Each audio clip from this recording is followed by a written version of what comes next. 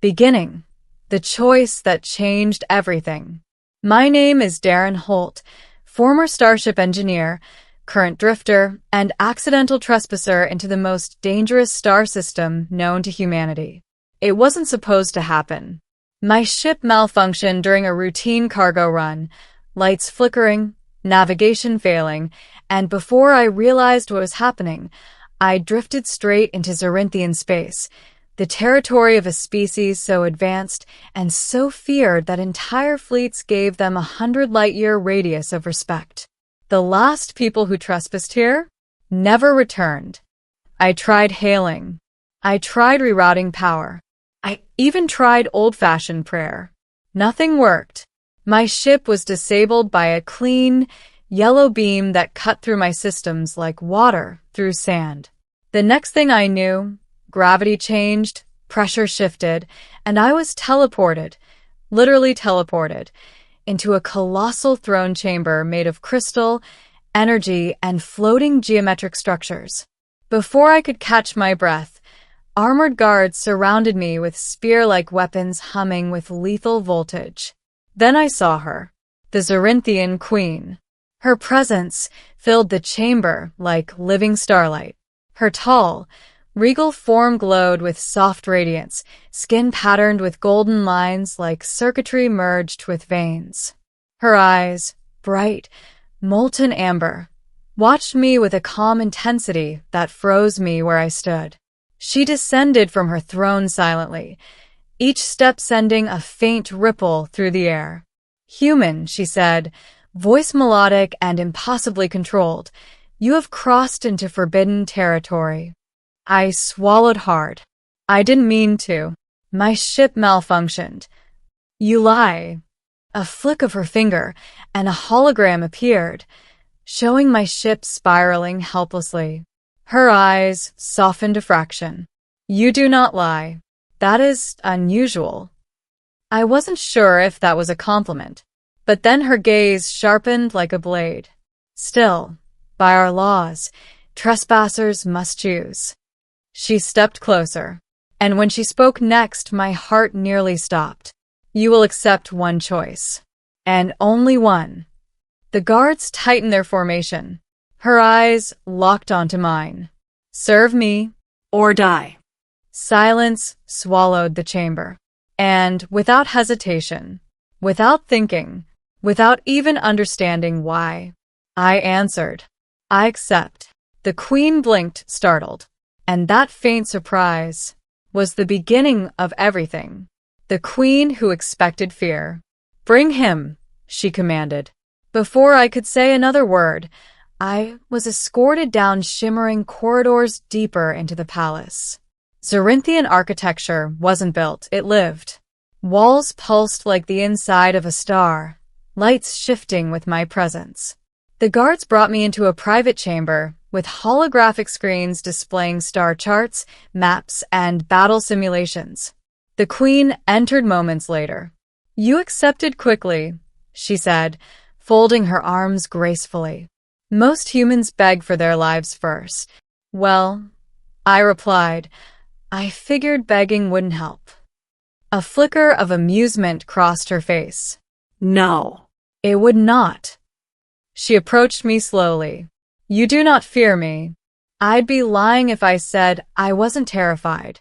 But you did not hesitate," she said. "You chose servitude over death." "You gave me a choice," I said. "Most rulers wouldn't." She tilted her head. "Interesting. You perceive mercy where others perceive strategy." Her eyes glimmered. "You intrigue me, human." I wasn't sure how to respond. But then she projected a hologram between us, a massive, pulsing structure orbiting a dying star. "This is the heart spire, the core of Zorinthian power. It sustains our shields, our fleets, our cities." The hologram flickered, dimming. "It is failing." She turned toward me. "In your ship's wreckage, we discovered something unexpected." A new hologram appeared, a blueprint. My blueprint. "You attempted to repair your ship's collapsing core using a fusion method unknown to us." I blinked. It's just a human engineer trick. Old fusion bleed technique. Every cadet knows it. No, she said quietly. Only you know this adaptation. Her voice lowered. I need your mind, your skill, your instinct. My stomach tightened. You want me to fix that thing? Yes. And if I fail? Then, she said, stepping closer once more, we die. All of us. You included. This was why she gave me no hesitation. Why she needed me alive. But there was more. Something unspoken. Something she wasn't telling me yet. Training with a queen. For weeks, I worked inside the heart spire, an impossible, alien construct of energy conduits, plasma veins, and living metal. Every day, the queen arrived to observe my progress. But she didn't just observe. She watched me, studied me, spoke with me, asked questions no monarch ever asked. What makes humans laugh? Why do you miss your home? What do you fear most? Why did you not hesitate when I gave you your choice? I always answered honestly. I didn't know how to lie to her. She listened, truly listened in a way that made my chest tighten. One evening, while I was recalibrating a reactor node, she spoke softly. You know most would resent servitude. I don't feel like a servant, I replied. I feel like someone trying to help. She paused. No one tries to help Zorinthians. Well, I said, maybe that's the problem.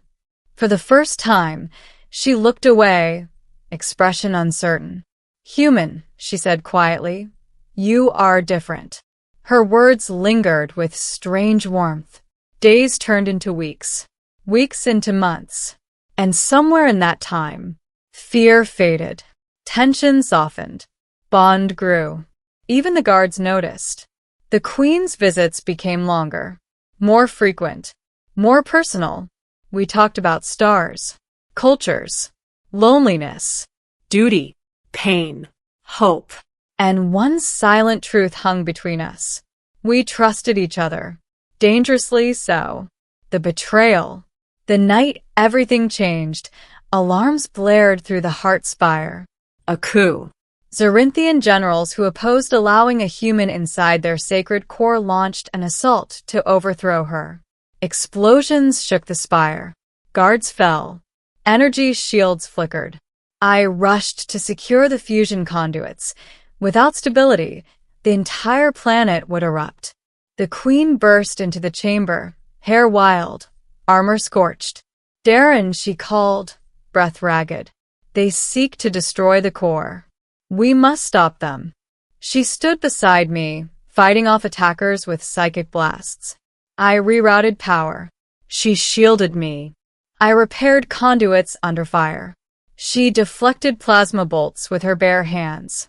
We fought as one, but a blast struck the main support column. The heart spire began to collapse. The queen staggered.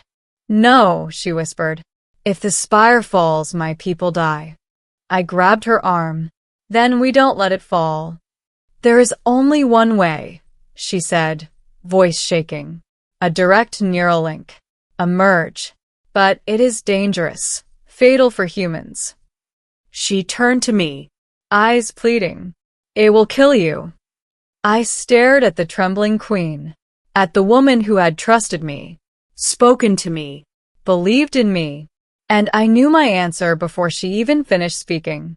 The climax, the queen's only choice. She stepped closer, desperation breaking through her royal composure.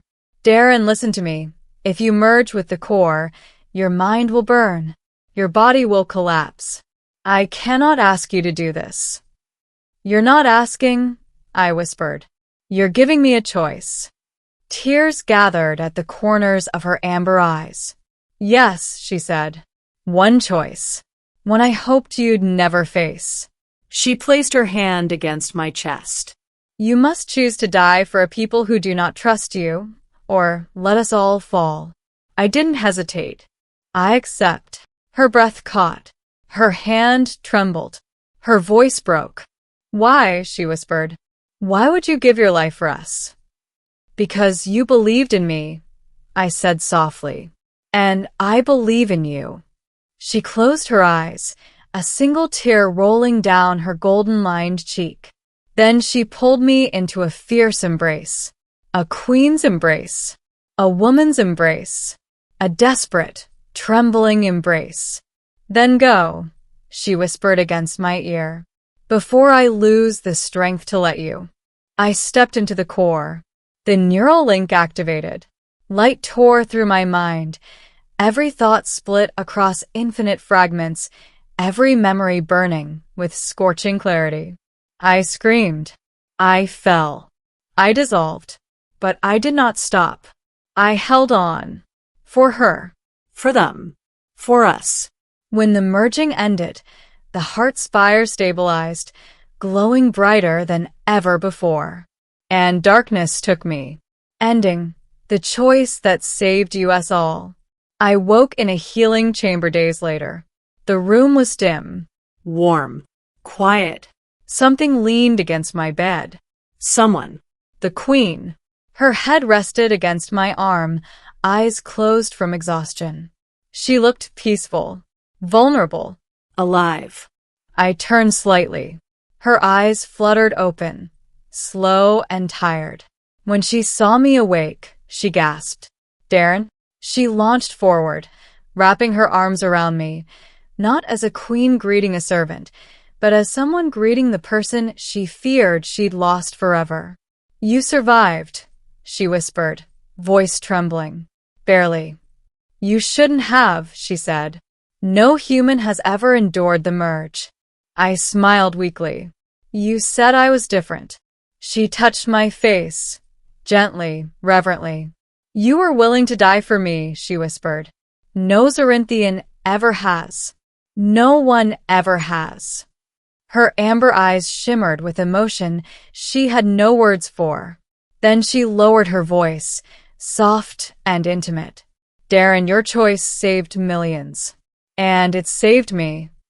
She took my hand in both of hers. And now I give you a choice. Her voice trembled for the first time.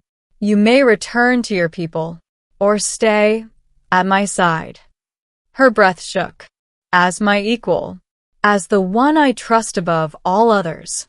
As the one who gave everything for me. The answer rose in my chest effortlessly, without fear, without hesitation, without regret. I stay.